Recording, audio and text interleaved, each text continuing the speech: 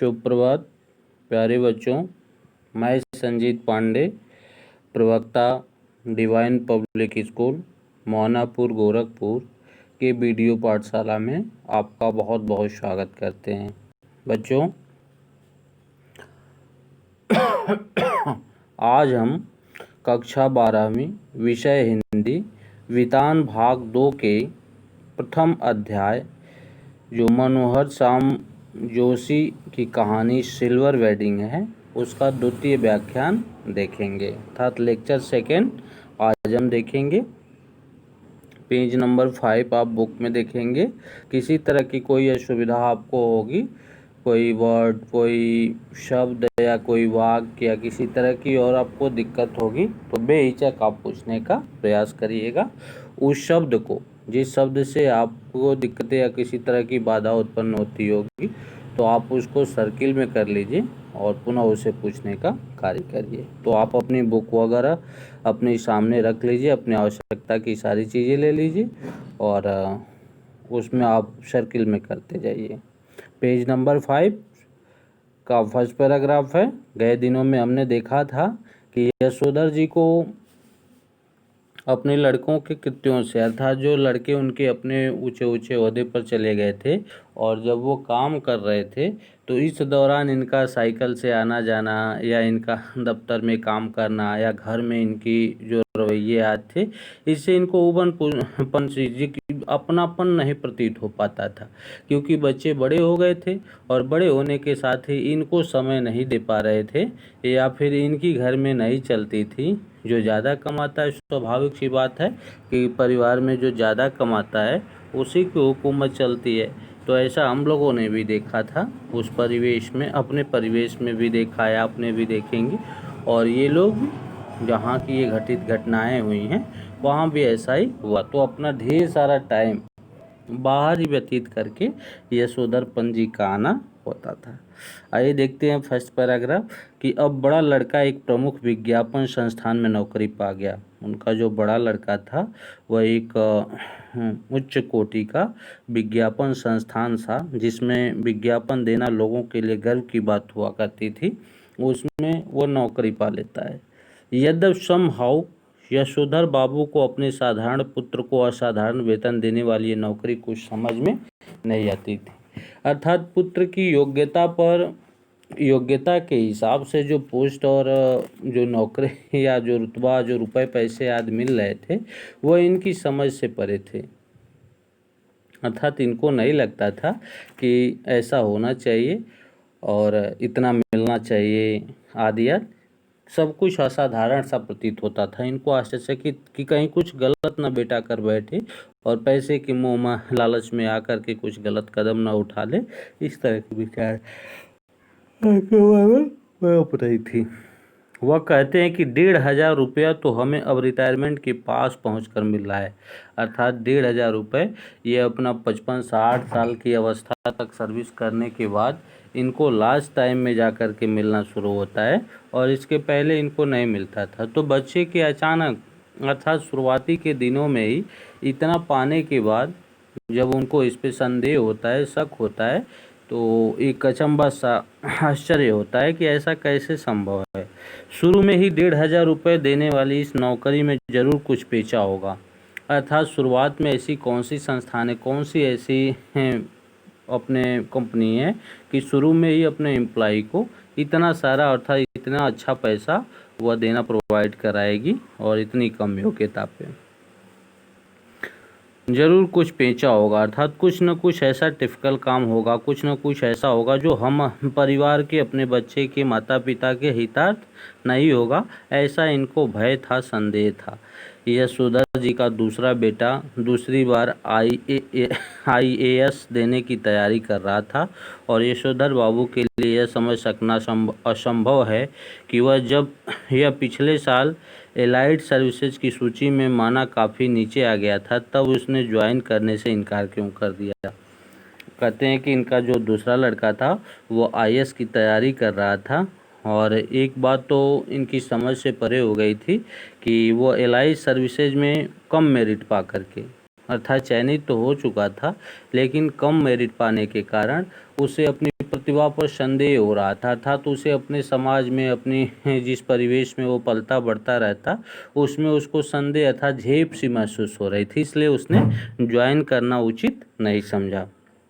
उनका तीसरा बेटा स्कॉलरशिप लेकर अमेरिका चला गया है और उनकी एकमात्र बेटी न केवल तमाम प्रस्तावित वर अस्वीकार करती चली जा रही है और एक लड़का जो है वह स्कॉलरशिप लेकर के अमेरिका में जाकर के पढ़ाई करता है और एक बिटिया है जो न जाने कितने बड़ों को अस्वीकार कर चुकी है। बात था इनकी एक माता पिता की बड़ी हार्दिक इच्छा होती है कि अपना सर्वोत्तम दे करके वो अपने पुत्र की शादी करे, बेटे बिटिया की शादी करे, अपना सर्वोत्तम उसमें व्यतीत करे, सबसे खुशनुमा पल यही होता है। लेकिन ऐसे परिवेश में जब मनाही होने लगती है तब वहाँ से उनको निराशाएं मिलने लगती है।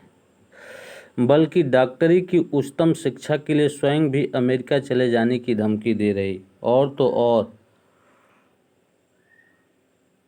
कि डॉक्टरी की आगे की पढ़ाई के लिए मैं भी अमेरिका चली जाऊंगी अगर आप इस तरह का दबाव बनाएंगे तो। यशोधर बाबू जहां बच्चों की इस तरक्की से खुश होते हैं, वहां समहाउ यह भी नहीं अनुभव करते कि वह खुशहाली भी कैसे जो अपने में परायापन पैदा करे। यशोधर बाबू बच्चे को इस तरह दिनों रात विकास करते देख करके खुश भी होते हैं, लेकिन इस खुशी से, इस विकास से, इस पदोन्नत से, समाज के इस वृद्धि से, घर के इस वृद्धि से, घर के इस संपन्नता से दुख उत्पन्न होता है, क्योंकि उसमें अपनापन नहीं रह जाता।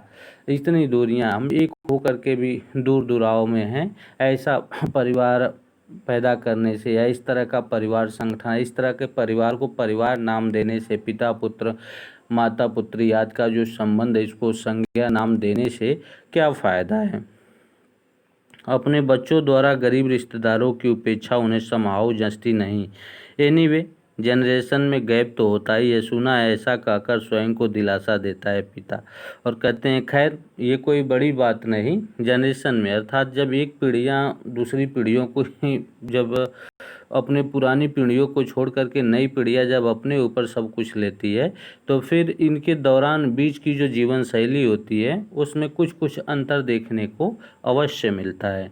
यद्यपि यशोधर बाबू की पत्नी अपने मूल संस्कारों से किसी भी तरह आधुनिक नहीं है। कहता है कि अब चूँकि यशोधर जी की उम्र 60, 62, 65 साल हुई है तो इनकी पत्नी तो जवान होंगी नहीं, 20, 22, 25, 30 की तो होंगी नहीं। स्वाभाविक सी बात है कि 50, 50 प्लस वह भी होंगी। किसी भी तरह से वह आधुनिक नहीं है तथा बच्चों की तरफदारी करने की मात्र सुलभ मजबूरी उन्हें बीमार बना डाला है। लेकिन बच्चे अपनी तरफ उनको आकर्षित कर लेते हैं और वो उन्हीं में घुली मिली रहती हैं। कुछ यह भी है कि जिस समय उनकी शादी हुई थी, यशोधर बाबू के साथ गांव से आए ताऊ और उनके 2 विवाहित बेटे भी रहा करते थे। कहते हैं कि एक किंवदंती छोटी सी कथा उनके संदर्भ में भी है कि जिस समय उनकी यशोधर बाबू की शादी हुई थी उस समय गांव में ताऊ और उनके 2 विवाहित बेटे भी साथ ही रहा करते थे। इस संयुक्त परिवार में पीछे ही पीछे बहुओं में गजब के तनाव थे। लेकिन बाहरी परिवार में संगठन तो था, लेकिन बहुओं में अर्थात जो घर की स्त्रियां थी उनमें बहुत अजीब तरीके का आत्मिक संघर्ष चलता था, तनाव चलता था। एक दूसरे को देखना उन लोगों को मंजूर नहीं था। ताऊ जी के डर से कोई कुछ कह नहीं पाता था, लेकिन बड़े पूर्वज बुजुर्ग के जो घर में सबसे बड़े सदस्य, प्रधान सदस्य होते हैं, उनकी वजह से बच्चों की एक नहीं चलती उस परिवेश में और कोई कुछ नहीं कह पाता।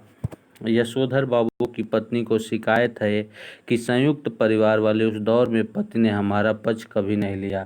लेकिन आजीवन इनको ताना मारती हैं यशोधर जी की पत्नी कि जब संयुक्त परिवार में हमको दोषी ठहराया जाता था, हमको विभिन्न तरीके से किसी बात को लेकर के हमसे लड़ा झगड़ा जाता था, तो कभी ये हमारी तरफ से नहीं खड़े हुए और कभी हमारे पक्ष को नहीं रखा। बस कभी हमारा पक्ष नहीं लिया, बस जिठानियाँ की चलने दी और जो इनसे श्रेष्ठ थी, इनसे बड़ी थी, उन्हीं की हुकूमत चलती थी। उनका यह भी कहना है कि मुझे आचार व्यवहार के ऐसे बंधनों में रखा गया मानो मैं जवान औरत नहीं बुढ़िया थी। और कहती कि मुझे अपने जो सामाजिक रीति रिवाज होते हैं, जो बंधन होते हैं कि स्त्रियां पर्दे की चीज़ हैं, अपने परिवेश में जो अब एक पीढ़ी पहले का जो समय था उसमें ऐसा देखने को मिलता था कि बहुओं के लिए कुछ शर्त हुआ करती थी कि वो घर में रहेंगी, घूंघट में रहेंगी, चौखट पार नहीं करेंगी, दिन आदि रखने पर वो अपने मायके आ जाएंगी, शहर बाजार जाना उनके लिए दुर्लभ सा था और भांत भांत के इस तरह की विडम्बनाएं थीं। ढेर सारे बंधन हुआ करते थे। तो कहती कि मुझे आचार व्यवहार में ऐसे बंधनों में रखा गया कि जैसे मैं जवान औरत नहीं बुढ़िया थी, अर्थात किसी को घर की जो श्रेष्ठ बुढ़िया होती हैं उनको बैठा दिया जाता है, कोई साग श्रृंगार नहीं, कोई उमंग नहीं, कोई उत्साह नहीं, इस तरीके की उनको फैलाती थी, महसूस होता था। जिसने भी नियम इनकी बुढ़िया ताई के लिए थे वे सब मुझ पर भी लागू करवाए, ऐसा कहती घरवाली बच्चों से। और इनकी पत्नी ऐसा कहती थी कि बुढ़िया घर की ताई जितने सारे रूल उनके लिए थे उतना हमारे उम्र का लिहाजा नहीं किया जाता और हमको भी उस बंधन में रखा जाता। बच्चे उसमें सहानुभूति व्यक्त करते और बच्चों की उसमें अपनी प्रतिक्रियाएं व्यक्त होती, जो उनका रवैया होता, जो उनके अपने विचार होते वो देते और उनको दिलासा दिलाते। फिर वह यशोदा जी से उन्मुख होकर कहती हैं, तुम्हारी ये बाबा आदम के ज़माने की बातें मेरे बच्चे नहीं मानते तो इनमें इनका कोई कसूर नहीं। फिर जब इनकी तरफ पलट कर करके अपना चेहरा इनकी तरफ करके कहती हैं कि तुम्हारी बाबा अर्थात सन 90 कहते हैं, सन 62 की बातें लेकर के मत आओ, सन 90 की बातें लेकर के मत आओ, अर्थात कई युगों पहले की जो परंपराएं हैं, जो बातें हैं, जो नियम कानून कायदे हैं उनको आज नहीं ला दो, अर्थात हमारे बच्चे उसको स्वीकार नहीं करते हैं तो नहीं करते हैं, हमको ऐसा जीवन नहीं जीना है, आदि आदि करके वो उनके पक्ष में रहती हैं। मैं भी इन बातों को उसी हद तक मानूंगी जिस हद तक सुविधा हो। कहा कि जितना सुशोभित होता होगा मैं उतनी ही मानूंगी, इससे ज़्यादा इस बातों को एक भी मैं मानने वाली नहीं हूँ। अब मेरे कहने से वह सब ढोंग ढकोसला हो नहीं सकता। साफ बात, धर्म कर्म कुल परंपरा सबको ढोंग ढकोसला कहकर घरवाली आधुनिकताओं से आचरण करती है तो यशोधर बाबू शायनल बुढ़िया चटाई का लहंगा या बूढ़ी मुहासे लोग करे तमाशे कहकर उनके विद्रोह में मजाक उड़ा देना चाहते हैं। कहते हैं धर्म कुल परंपरा सबको ढोंग ढकोसला कहकर घरवाली आधुनिक सा आचरण करती है, अर्थात जो उनके अपने व्यवहार होते हैं वे नए तरीके के जब होते हैं तब उसमें उनको अनदेखा कर करके और सारी चीज़ें अस्वीकार करके स्वयं तमाशा बन बैठते हैं। जिस जगह किशनदा का क्वार्टर था उनके सामने खड़े होकर एक गहरा निश्वास छोड़ते हुए यशोधर जी ने अपने से पूछा कि क्या यह बेटर नहीं रहता कि किशनदा की तरह घर गृहस्थी का बवाल ही न पाला होता और लाइफ कम्युनिटी के लिए डेडिकेट कर दी होती। एक बार जा कर के उनके, क्योंकि किशनदा ने शादी नहीं की थी और उनके घर के सामने खड़े होकर के वो सोचते हैं कि क्यों न पल भर के लिए ऐसा होता कि पारिवारिक जिम्मेदारियां जो थी इनसे मुक्त हुआ जाता और लाइफ अर्थात पूरे जीवन को किसी भगवान के प्रति समर्पित करके, स्वयं के प्रति समर्पित करके और जी लिया जाता। क्या ऐसा संभव नहीं था? फिर उनका ध्यान इस ओर गया कि बाल जति किशनदा का बुढ़ापा सुखी नहीं रहा, लेकिन उन्हें पल भर में याद आया कि किशनदा का जो बुढ़ापा था वो बहुत अच्छा व्यतीत नहीं हुआ।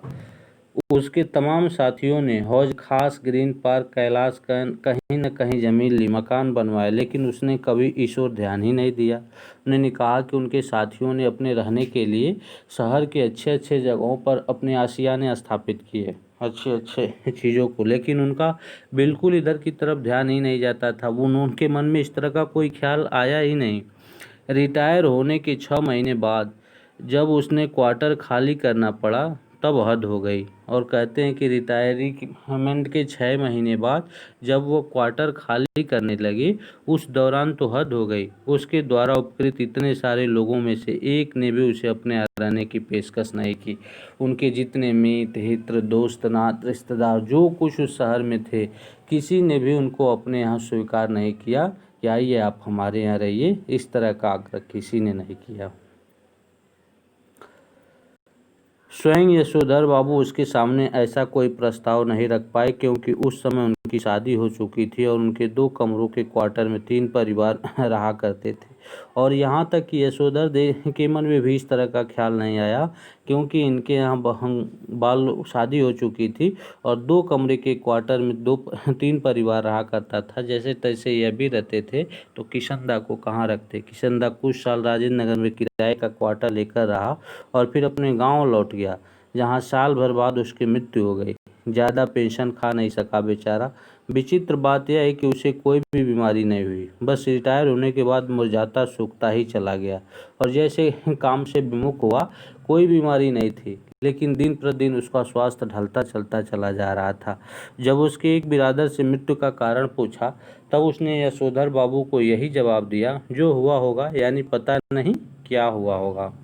जिन लोगों के बाल बच्चे नहीं होते, घर परिवार नहीं होता, उनकी रिटायरी होने के बाद जो हुआ होगा से ही मौत होती है। यशोधर बाबू ने मन ही मन ऐसा सोचा। यह जानते यशोधर जी, बच्चों का होना भी जरूरी है। यह सही है कि यशोधर जी के बच्चे मनमानी कर रहे हैं और ऐसा संकेत दे रहे हैं कि उनके कारण यशोधर जी को बुढ़ापे में कोई विशेष सुख प्राप्त नहीं होगा। लेकिन यशोधर जी अपने मर्यादा पुरुष किशनदा से सुनी यह बात नहीं भूले हैं। कहते हैं कि ऐसा प्रतीत होता है, आज का जीवन देख करके ऐसा लगता है कि कल के बुढ़ापे में वो बच्चे इनका सहयोग नहीं करेंगे, इनको सहयोग नहीं देंगे, लेकिन इनका होना स्वाभाविक है। ये उनकी एक बातें शायद नहीं याद है कि गधा पचीसी में कोई क्या करता है, इसकी चिंता नहीं करनी चाहिए, क्योंकि बाद में हर आदमी समझदार हो जाता है। अर्थात जब समय परिस्थितियाँ सब कुछ परिवर्तित होता है, तो आदमी अपने आप सीख लेता है। यद्यपि वह यशोधर को विश्वास नहीं होता, तथापि किशनदा बताते हैं कि किस तरह मैंने जवानी में 50 किस्म की खुरापात की है। ककड़ी चुराना, गर्दन मोड़ के मुर्गी मार देना, पीछे की खिड़की से कूद कर सेकंड शो में सिनेमा देखाना। कौन कर्म ऐसा जो तुम्हारे इस किशनदा ने नहीं कर रखा है। किशनदा ने अपने जीवन के उन शरारतों को जो बचपना में प्रारंभिक जीवन में उन्होंने किया था, वह एक एक करके सारा गिनाने का कार्य करते हैं और उस सारी चीज़ों से अवगत कराते हैं। धन्यवाद। फिर अगले व्याख्यान में आपसे मिलते हैं इस चैप्टर को लेकर के। तब तक के लिए धन्यवाद।